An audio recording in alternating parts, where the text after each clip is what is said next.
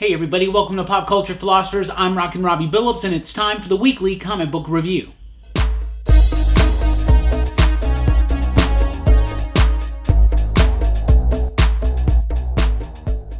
That's right everybody, welcome to the weekly comic book review. It's the show where I read a lot of comic books and I'll let you know what I thought about them, and we always start with the pick of the week. This week's pick of the week, Batman Annual number 3 from DC Comics, a nice one-shot story highlighting the relationship of Batman and Alfred. We know how important Alfred is to the story of Batman, right? A much undervalued character sometimes, right? And many creators in the past have done these type of stories where they really focus in on, say, like a day or a night in the life of Alfred and everything that he does for the Dark Knight. We've seen these stories before, but this one does it exceptionally well, high above all the others. Written by Tom Taylor, he absolutely nails the character, nails the script, the dialogue, the pacing of this issue. Otto Schmidt on the art, amazing, brilliant composition, beautiful colors, fantastic work. Really loved this, really hit home. Nice, touching, had a little bit of humor to it, some great action, and it's also got this nice underlying mystery all throughout it. So it's a nice one-and-done Batman story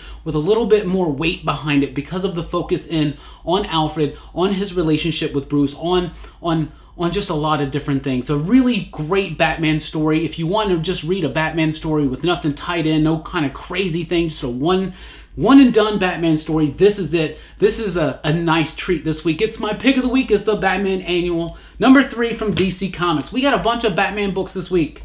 Most of them pretty good. Batman Who Laughs debuts this week. This is written by Scott Snyder and is illustrated by Jock. Amazing illustrations. I love Jock. If you don't like his style, I don't think you're gonna like it in the book, but I love it. I think it's perfect for this. It's dynamic. It has a high energy flow to it. Scott Snyder returns to this character, the Batman Who Laughs. It's a Jokerized version of Bruce Wayne from a dark, alternate, evil reality, coming out of the events of Metal, coming out of what's been thread throughout Justice League right now with the Legion of Doom stuff. This picks up right after that. Really fun developments with the Joker, Batman, and of course the Batman Who Laughs. This is just mostly a setup. It's got some shocking events. People are really going to be talking about this one. I love the art. I love the story. I think Snyder and Jock have knocked it out of the park. Issue number 1 of a 6-issue miniseries. I'm very excited to see how this goes, and Snyder promises that this is going to have a big impact on the big giant story that he's building up to in his Justice League book right now. So Batman Who Laughs number 1 is out this week.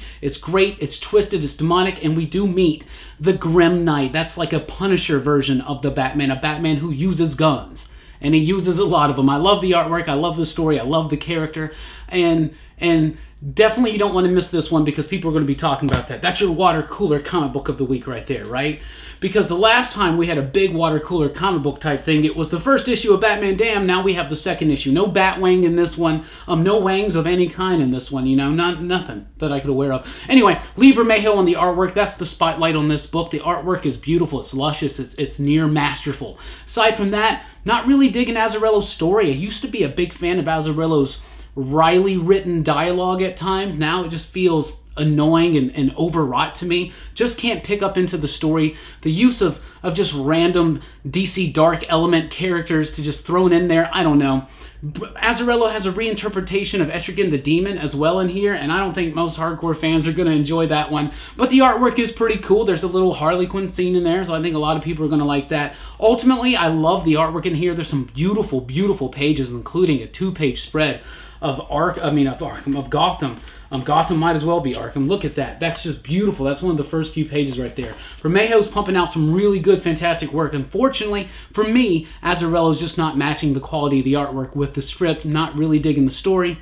Just not liking it right now. Detective Comics 994 is here, officially beginning the countdown to 1,000. That's pretty nifty that they're putting a little countdown there on the cover. They didn't do that for Action Comics that I remember, so that's kind of neat. Let us know that the big thing is coming up. This, though, heralds the beginning of Peter Tomasi's hopefully long tenure as the ongoing writer on Detective Comics. It's a fantastic first issue. It is great. It's got artwork by Doug Mahnke, who is a comic book veteran. He did Superman for so long, Justice League, Final Crisis, other books. Loved his artwork here. Doing a great job, taking Batman, look at that, making it epic, making it huge. So it gets down into the Detective Comics element. It's a detective story. Most people, when they start a run on Detective Comics, they start with a murder mystery type story. So there's a mystery that's set up that's very intriguing, that's very personal to Batman. There's also big fun comic book action and monstrous type things. Leslie Thompson makes an appearance. Really fun stuff, firmly cemented into Batman's world. Tomasi Monkey, Batman Detective Comics. It's in good hands, great capable hands. I've kind of fallen out of this title of late. After Tynion left, which I loved his run, I loved what Brian Hill did to set up the Outsiders book that we're not going to get for a few more months. But then James Robinson's Two-Face story didn't really do much for me. But this Peter Tomasi, if you've left this book because of just the fill-in nature of it, come back. It's big, it's explosive, it's Batman, it's a mystery, it's a detective story, it's superhero-y, it's comic booky, it's explosive, it's so much fun.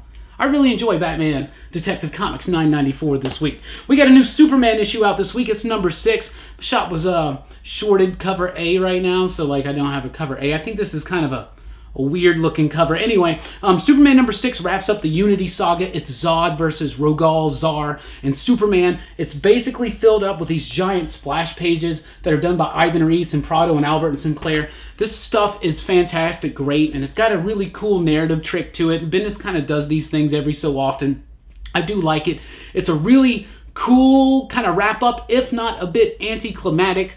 Definitely thinking long-term here for the Rogul, Zar, and the Zod and all this stuff. But it's big and it's fun and it's explosive and it has a nice setup for something involving Adam Strange. I think he knows more than we ever thought he would as far as Superman goes. Anyway, I'm liking this book. Ivan Reis doing a great job on the artwork. We got a new art coming up very soon. Do we got Steve Epting coming in for that one, or is that Detective Comics? I don't know. I'm skipping my mind right now. However, Superman number 6. Really good, great artwork, real fun. If you're liking what Bendis is doing on Superman like I am, I think you're going to like the wrap-up. But it is going to feel a little bit anticlimactic, but not so much because it's just a chapter, basically. Flash number 60 is here. Man, we've hit issue 60s now on some of these Rebirth titles. Isn't that exciting? Flash number 60 is here, the third part of the Force Quest story. Flash teaming up with the new Force user of the Strength Force. Really fun story. I like that costume. Great artwork by Sandoval. Fantastic, yeah, Rafa Sandoval. Fantastic stuff. Temu Mori and Hi-Fi on the coloring. Inking by Jordi Tarragona. Fantastic stuff. Josh Williamson's been doing a great job of establishing his own unique drive on Flash. Really doing a great job since Rebirth started, 60 issues in.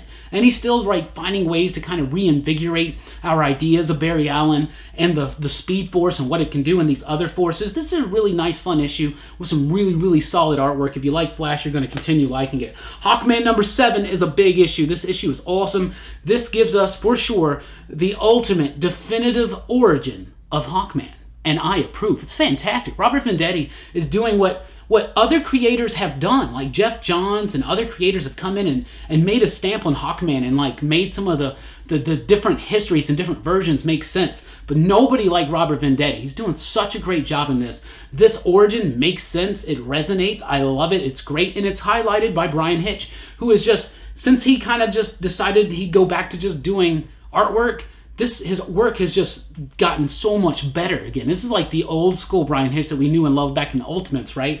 Big, explosive artwork, giant type stuff, really fun type stuff. A great game-changing issue for the origin and mythology of Hawkman.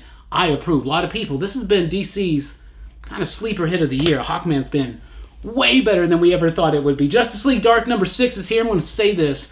I like this arc so much more than The Witching Hour. The Witching Hour just felt like a little too much too soon. But I really like this Detective Chimp spotlight. Him taking over for the Night Master. You got Blue Devil in there. You also got the ongoing story of The Other Kind kind of thread throughout. And I'm getting really, really interested in what's going on in this book. This book was a superb, fun comic book. Really cool. With some real moments like that and some big epic comic book moments. For instance, look at that page. Fantastic stuff. I'm loving Justice League Dark so much. It started off pretty decent. Then I felt like it got a little muddy in Witching Hour. But right now, for me, these last 2 issues of Justice League Dark, the best yet. Fantastic stuff. And like I was saying, it's what Tynion did for me on Detective Comics. Like the first few issues, I was like, it's all right. But then he pulled me right back in, and that's what he's doing right now with Justice League Dark. Electric Warriors number 2 is out this week from Steve Orlando and Travel Foreman in Hi-Fi colors. I love the artwork in this. It's great composition. It's sparse, but it's really beautiful. It's luscious, and the coloring adds an element, a dimension of like just an extra dimension to Foreman's pencils that I don't typically see. I really like it. It's set in the future of the DC universe. It's really cool, out there, crazy, weird sci-fi type ideas. If you're into that, you're gonna like it. I think it's really fun, kind of like Hunger Games-esque in a way, but in the crazy way in the future of DC. Really fun. If you like wonky, crazy, out there sci-fi, that's a book for you. New Talent Showcase 2018 is here. This has got some pretty neat stories. I skimmed through it, read a couple. I read the Mags Visaggio Wonder Woman story. That was pretty decent. It's got some great artwork in here, some decent stories. There's a Batman story. There's a Damian story with Catwoman. There's a John Stewart story. There's a Zatanna story that was actually really, really good. A Catwoman story, and like I said, that Wonder Woman story. So it's big, it's thick, you know, that's what she said. All that jazz, that's what he said too. New Talent Showcase 2018. These are usually a fun little treat. Ultimately, though, I don't know if it's really going to be worth it, right? Also, from DC, we got a new Vertigo book. It's Goddess Mode #1. This book was pretty interesting. Vertigo's kind of going through a revitalization right now with books like American Carnage and Hex Wives and Border Town, and even the Sandman books like The Dreaming and others, right? But Goddess Mode is a new one, and it's pretty interesting. It's really hard to describe. It's about a world where everything's connected by this like one kind of like internet-y type force, but it's also kind of steeped in magic and folklore and things like that. It was a little hard to follow, a little too exposition-y at times. It got very clunky and it got too exposition heavy too early on. The artwork by Robbie Rodriguez is really cool. This book legitimately has some really neat ideas and some really nice artwork. Unfortunately, it was just really kind of hard to put it all together, and it did kind of suffer from some very verbose exposition at times. But then when you had pages like that, it's going to be hard not to be tempted to come back for another issue. Let's jump over to Marvel. We got a new Miles Morales book by Saladin Ahmed. That's it right there. That's the variant cover because Psycho Man's awesome. Also because my shop was shorted the main cover for now, but that main cover, that's one of the best covers of the year. Absolutely fantastic stuff. How was the book? I really liked it. I thought it was great. If you like the character of Miles Morales like I do, if you like what Bendis did with the character, I think you're going to like this book. Ahmed kind of keeps that track alive. He's got the supporting cast there, a renewed focus in on Judge, on the school life. Miles is a little bit older. He's still firmly cemented into the 616. We got an appearance by Rhino. A really fun, cool story. Javier Garin's artwork was really, really good. I liked it. It does do a great job of recapping the origin of Miles and who he is, in case this is your first book with Miles Morales. But I really did like this book. I liked the artwork. I thought the characterization was pegged on. And sometimes I hear some people say a little criticism of Ahmed's work would be that it gets a little verbose at times, a little too much, too many words per page, things like that. And I've noticed that at times in some of his work, that is all ironed out now. I think that's been ironing out in his work in his last several projects. But on Miles Morales Spider-Man, I really liked it. I think if you're a fan of this character, if you're watching Into the Spider-Verse and you really like this character, it's a great jumping on point. If you've always wanted to get into Miles, it's a great book. I think you should like it. It's one of the best books for new readers this week. We also got those Defenders one-shots coming back, the Best Defense, whatever they are. These 4 one-shots, Doctor Strange, Silver Surfer. Both of these are out today. Silver Surfer one I thought was, it was alright. It's by Jason Latour, and it's got beautiful artwork, especially some of the opening pages, some really, really cool, different, unique type stuff. But the story was a little boring. The artwork was great, but it didn't really capture me by the story. I was confused. It felt, I don't really know. The Doctor Strange was interesting, though. This one's by Gary Duggan, but it's got artwork by Greg Smallwood. Fantastic stuff. It's kind of like a story of like old man Steven, and it kind of feels like it's wrapping all this thing together in a nice bow for the final Defenders one-shot, the next one that will be coming out. This was the best so far out of all of them, but ultimately I think these are just a little weak. I think they're a little weak and a little thrown together. That's just me. Fantastic Four, the wedding special. This feels a little weak and thrown together too. You know, I'm a huge Fantastic Four fan, and all this is really for us to celebrate the upcoming wedding of Alicia and Ben. So that's super cool. It's been a long time coming. They make a reference to that in here. This has got 3 stories. A really cool one by Fred Hembeck, which is great. A Dan Slott story. That's probably the best story that's in here, and it's kind of about Benjamin going to the puppet master to seek his approval, because Ben's kind of an old-fashioned guy, so his approval to marry his stepdaughter, which cares about the Puppet Master, man? Yeah, that guy's a murderous psychopath.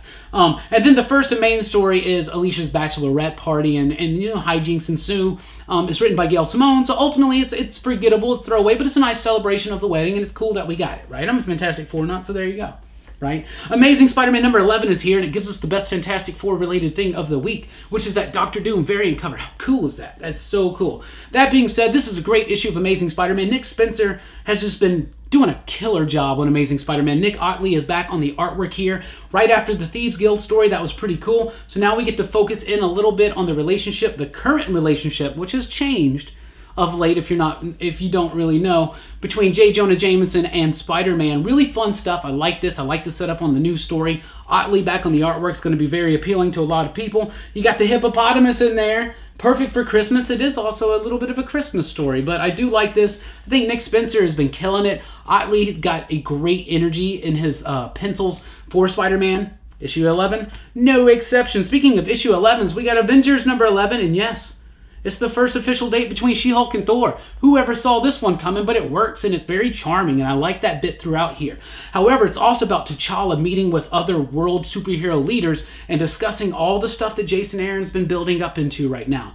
I'm really liking the dynamic right now with the international politics of what's going on in Jason Aaron's Avengers work. I think it's really cool. If you like the Ursa Major stuff from the previous issue, you're in for a treat in this issue. Really fun scene with him. Great stuff. I'm loving Avengers right now. Really cool. Ed McGuinness on the artwork is clean. It's classic looking. It's very classic looking. It makes me miss him on Superman. It really, really does. But Avengers number 11 is here. We are now got the banner where we're building up to the War of the Realms.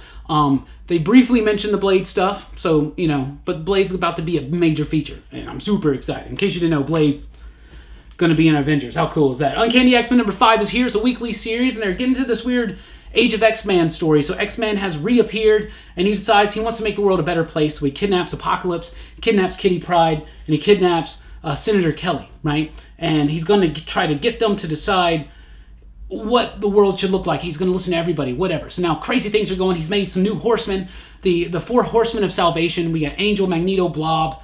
Who's the other one? Omega Red, right? So it's weird, it's wonky, but it's really fun. Feels like some nice, fresh, old school type X-Men stuff. Really liking Uncanny X-Men right now. This one has some really, really nice artwork, by the way, by R.B. Silva. Really dynamic, really fun stuff. I'm liking Uncanny X-Men. Think it's great. Mr. and Mrs. X number 6 is here. This is a fantastic issue. Kelly Thompson has totally turned me into a Rogue and Gambit fan. I believe in Rogue and Gambit forever. Their marriage. This book is charming. It's light, but it still has matters of seriousness. It still has weight and depth behind it. Really liking this book. This issue starts a new story. Really fun stuff. It's kind of its own story, a one-and-done story. It's also about Rogue dealing with her new powers. She doesn't have to touch you now to absorb your powers, but it's still a little uncontrollable. So that adds a whole new dimension to Rogue. Really interesting things going on. A nice setup to what's coming. Great cliffhanger. Really fun, quirky, neat, but still rich and emotionally resonant comic books. It's the story about newlyweds. And that's what Thompson and Company are doing so well. Mr. and Mrs. X. Number 6 out this week. Unstoppable Wasp is number 3. So Unstoppable, her series came back after being canceled. Why? Because I really like it. I think it's a great book. Really charming. Great book. Nadia Pym's a great character. It had decent sales and trade. They brought it back. I'm glad they did. Guri Hiru or whatever on the artwork. Fantastic stuff. Really clean. This one is Wasp and Company versus AIM. I'm liking this book. It's light. It's crisp, it's free, but just like Mr. and Mrs. X before, it has a little bit of emotional resonance behind it, a little bit of weight. Really love the character of Nadia Pym, love her place in the Marvel Universe right now. I'm loving this book. Think it's fantastic that it's back. Star Wars, Age of the Republic, Darth Maul. It's a Darth Maul one-shot. That's kind of forgettable. And I really don't think these one-shots are going to be really that connected, but this has got some great artwork by Luke Ross. I'm a Darth Maul fan, so it's always cool to see another Darth Maul story, so there you go. So, ultimately, though, I don't know. It's all right. It's all right. From Vault Comics, we got Fearscape. Fearscape number 3. This book is amazing. Fantastic book. It's written by Ryan Sullivan. It's got artwork by Andrea Muti and coloring by Vladimir Popov and lettering by AndWorld Design. Vault Comics can do no wrong pretty much this year. They have killed it and knocked it out of the park in 2018. My favorite publisher of the year. Fearscape is one of those reasons why. The Fearscape is a place, and so a muse has to come down like once every generation, and they have to pull the greatest writer, the greatest storyteller from humanity into the Fearscape to fend off and defeat the demons of humanity by telling stories or something. I don't know. But instead, he accidentally grabbed the world's greatest plagiarist. This book is just fantastic. It messes with the structure of a comic book, with the flow of the narrative. It plays around and pokes fun and highly utilizes typical comic book structure, and it flips it. It does so many different things with the artwork and with just the story. Fearscape is very imaginative. It's in a very imaginative book and a very creative endeavor from O'Sullivan, Muti, Popov and Company. Fantastic work yet again from Vault Comics. And a special treat from Vault Comics is the Wasted Space Holiday Special. It is here. These are probably going to be pretty limited. I hope that Vault gives it out free digitally, because it's a nice little treat. It's a nice little fun story, a nice thank you gift that they're giving out to fans of Wasted Space, because it's been one of my favorite books of the year. I think it's been amazing. So it is the team. It's Hayden Sherman, it's Michael Morisi, it's Jason Wordy, it's Jim Campbell, doing what they do, telling a really cool, fun Wasted Space holiday special, and it was such a treat. It's really thin, really small, but it's free and it's fun, and if you can get a hold of one, it's definitely a great holiday surprise. Mega Ghost #1 is a new one from Albatross Comic Books. This book was awesome. This is your sleeper hit of the week, basically, right here. Mega Ghost is really fun. It's got a lot of Lovecraftian references, so I really appreciated that. Really cool, nifty artwork. If you're fans of things like The Goon, you're absolutely gonna love this. No reason why you shouldn't. It comes from Eric Powell's company. It's written by Gabe Soria with art, letters, and colors by Gideon Kindle. Great artwork, really like it. Basically, the gist is there's these ghosts, there's this kid, he's got a magic ring, and he can take the ring and he can form the ghosts together to make Mecha Ghost. It's basically like, you know, Voltron, but ghosts, right? And he has to, because he lives in a town, Dunwich Heights, which, you know, every once in a while, maybe like a Cthulhu or Lovecraftian monster comes out, and you gotta make Mega Ghost and you gotta attack it. Man, it's like Power Rangers meets horror. And for kids even, and it was awesome. I really liked that book. I thought it was really cool. We got 2 Black Hammer books this week. First of all, we got a one-shot Black Hammer Cthulhuese. This is about the daughter of Cthulhu. And if you are a fan of Black Hammer, you know who I'm talking about. It's a great character. This is a nice little one-shot story, really fun. Doesn't really shed too much light on anything other than the family of Cthulhu and Cthulhuese, but it's really cool, really great, and I love the ending. This was a nice little fun one-shot from the Black Hammer universe. And Black Hammer Quantum Age #5, the penultimate issue, I believe, turned what we thought was just simply Black Hammer's version of the Legion of Superheroes into an essential and integral part of the Black Hammer world. Seriously, there's stuff going on in this book. I'm not trying to spoil anything, but Colonel Weird and Talkie, they're in it. Big deals. The ending of this is going to make Black Hammer fans very excited to see what's going on. I think Quantum Age is actually going to be a bigger deal to the Black Hammer universe than we initially thought. And it's winter. That means we got a Hellboy winter special. This is a nice, fun assortment of a Hellboy tale and 2 other tales that are kind of, or one tale that's kind of loosely connected to Hellboy, and then a Lobster Johnson story. Really fun stuff by Mike Mignola, Ben Stenbeck, Gabriel Bay, from Umbrella Academy, Fabio Moon. Fantastic stuff. Dave Stewart on the colors. Hellboy fans, there you go. And if you've ever just wanted to check out Hellboy, check it out. Not bad. Good stuff. From Image Comics, we got Bitter Root #2. This book from Sanford Greene, Chuck Brown, and David F. Walker is fantastic. I love this book. I love the artwork. It's super cool. It's set in the 1920s, mostly in Harlem. It's about a family of monster hunters, and it's really cool. They can cure basically the demons, or the whatever you want to call them. I believe they call them Genu or something like Jin, you know, like Genu or something like that.